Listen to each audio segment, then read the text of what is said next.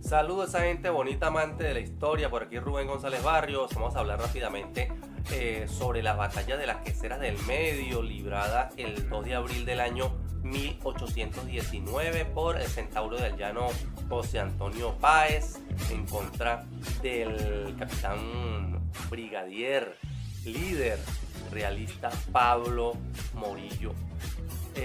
Las Queseras del Medio es una batalla desigual en número, pero que es muy reconocida. Incluso el libertador Simón Bolívar la exalta a estos llaneros que fueron valerosos y libraron esta batalla, que fue la última de la incursión de Pablo Morillo en el llano.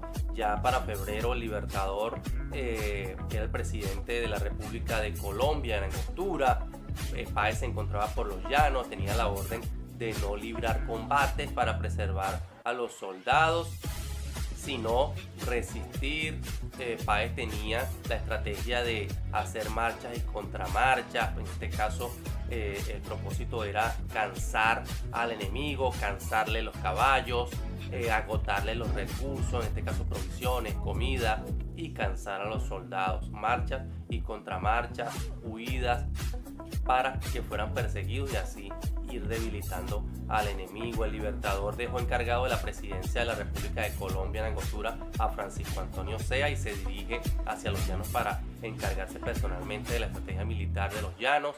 La trampa era que Pablo Morillo entrara directamente al llano, y él no se daba cuenta, Pablo Morillo no se daba cuenta que estaba literalmente cayendo en una trampa, porque se estaba adentrando en un sitio que no era muy diestro por los soldados que poseía, que sí tenían los soldados de Páez. En estos hombres sin camisa y con los pies descalzos, estaban literalmente acostumbrados a este tipo de clima y a moverse en este tipo de sectores, en ríos, en sabanas, y estaban como pez en el agua, hablando en un término criollo. La mañana del 1 de abril del año 1819, Páez sale con 20 hombres a hacer un reconocimiento del enemigo, ya que el enemigo se había posicionado sobre una de las orillas del río Arauca y en la otra orilla se encontraba el ejército patriota. Encuentra formado a 200 hombres el general Páez y carga fuego, los dispersa, mata a algunos hombres, a algunos enemigos, hiere a otros y dispersa la caballería enemiga, que tiene que refugiarse en el grueso de las tropas. Ya en el transcurso del día hubo ciertos movimientos. Al mediodía, después del mediodía del 2 de abril, se posiciona en la otra parte del río, fuera de tiro de cañón, narra libertador Simón Bolívar en Correo del Orinoco. Y Páez se lanza con 153 lanceros específicamente, divididos en 3 columnas, a atravesar el río. Tenía un propósito y una estrategia militar. Cuando atraviesan el río, carga lo que es la caballería y la infantería del ejército de Morillo sobre Páez.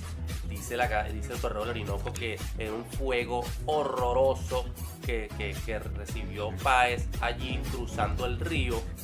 Pablo Morillo, me imagino que se sorprendió de una manera al ver como 153 hombres con lanza, estos lanceros, y estos hombres que se lanzaron prácticamente a una muerte segura, porque estaban metiéndose en el grueso de las tropas.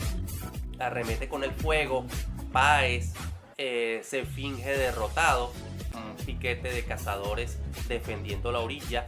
Páez gira el caballo y se finge derrotado, y esta era la estrategia perfecta, donde Pablo Morillo literalmente muerde el anzuelo y manda toda su caballería, alrededor de 1000 hombres a caballo, persiguen a Páez, quien distancia a la caballería de la infantería. Y cuando ya la caballería estaba muy lejos de la infantería o lejos del tiro de fusil, Páez, dice Eduardo Blanco en Venezuela Heroica, que grita: vuelvan caras.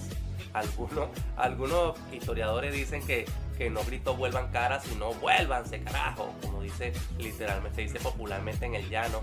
El Correo del Orinoco no dice en ninguna parte que Páez gritó esta frase de vuelvan caras, no lo dice, lo dice Eduardo Blanco en Venezuela Heroica.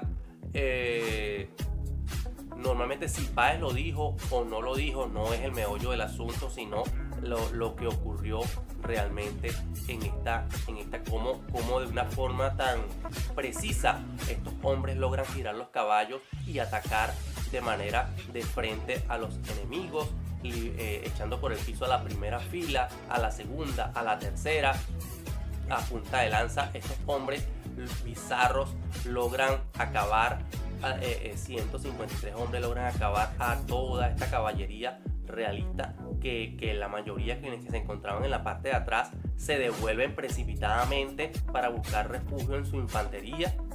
Pablo Morillo ordena disparar porque su propia caballería iba a arrollar a su infantería y Pablo Morillo no podía permitirlo y termina disparándole a su propio ejército y colaborando a la victoria patriota. Estos hombres, de los cuales murieron solo dos, mueren estos dos hombres, en lo que les podemos nombrar Isidro Mujica y el cabo Manuel Martínez, fallecen, mueren, quedan heridos también el cabo primero José Ros, los capitanes Francisco Antonio Salazar, José Antonio Torres y el teniente coronel Manuel Arraez. Son los que quedaron heridos, 2 muertos y 4 heridos, y las bajas del ejército realista fueron alrededor de 400 a 500 hombres. No se puede comparar las bajas realistas de estas personas. Aparte de eso,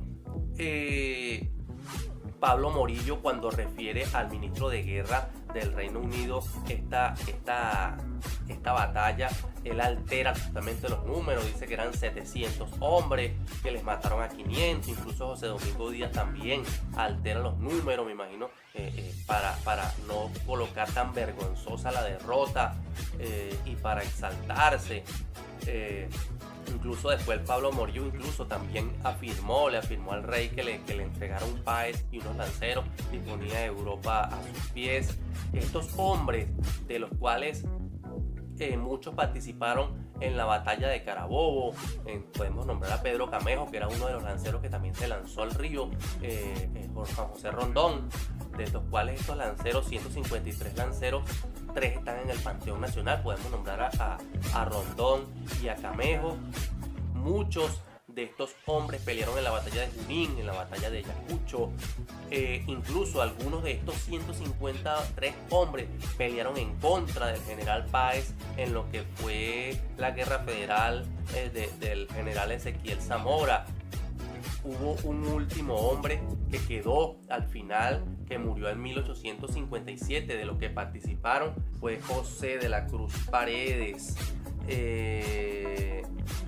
Sí, bueno, después que termina este enfrentamiento, Morillo se retira hacia Achaguas y luego hacia Barinas. Estos hombres, aparecen todos los nombres específicamente en el Correo del Orinoco del 24 de abril del año 1819. Se puede buscar allí en parte y se puede leer todo el movimiento. Fueron reconocidos por la Orden de los Libertadores, por el libertador Simón Bolívar, en esta hazaña tan gloriosa.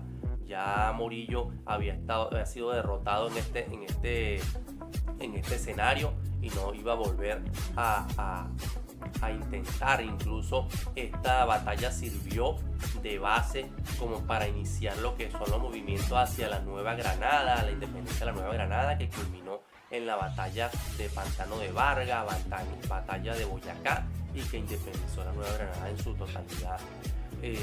Dos hombres valerosos están en el Panteón Nacional, 3 de ellos, y muchos de ellos dieron su vida por la independencia de nuestra patria. Eso no le quita mérito al general José Antonio Páez, que libró esta batalla gloriosa, y el mérito reconocido por el libertador Simón Bolívar.